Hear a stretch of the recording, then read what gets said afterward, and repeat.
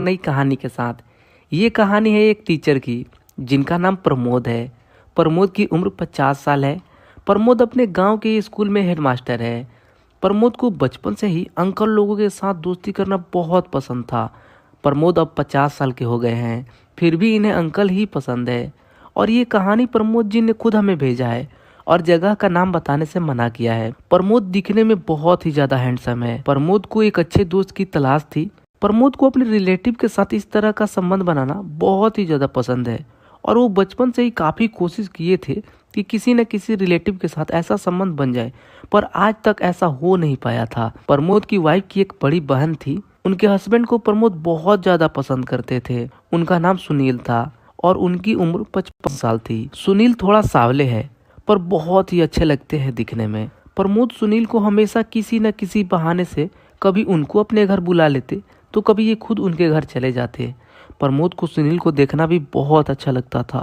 प्रमोद को कई बार ऐसा एहसास हुआ था कि सुनील को भी इस प्रकार की दोस्ती में बहुत इंटरेस्ट है, पर बात आगे बढ़ ही नहीं पा रही थी। प्रमोद अपने तरफ से हर एक नाकाम कोशिश की थी। प्रमोद ने एक बार सुनील को अपने घर बुलाया और रात को दोनों एक ही कमरे में सो गए।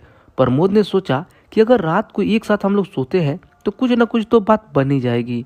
प्रमोद ने काफी कोशिश की और कोशिश भी इतना कि सुनील को इस बात का एहसास हो गया और सुनील गुस्से से ही सुबह सुबह प्रमोद के घर से चले गए। और प्रमोद के बार बार फोन करने पर भी उनका कॉल नहीं लग रहा था क्योंकि सुनील ने प्रमोद का नंबर ब्लॉक कर दिया था। प्रमोद तो अब बिल्कुल टेंशन में आ गए और अपने आप को कोसने लगे कि मैंने ऐसा क्यों किया।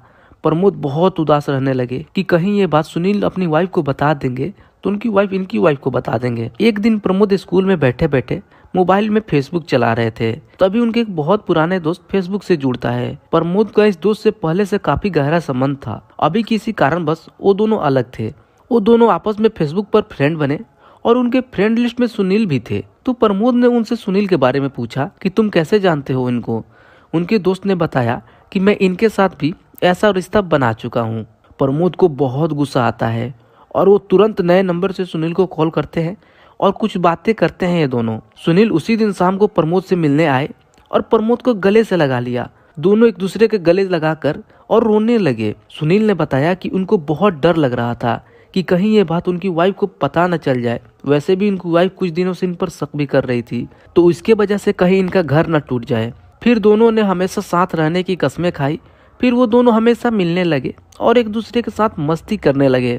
प्रमोद से मिलने के पहले तक सुनील दोनों चीजें पसंद नहीं करते थे, पर प्रमोद की प्यार और उनकी लगाव के वजह से सुनील भी अब दोनों चीजें पसंद करने लगे हैं। दोनों में प्यार बराबर होता था।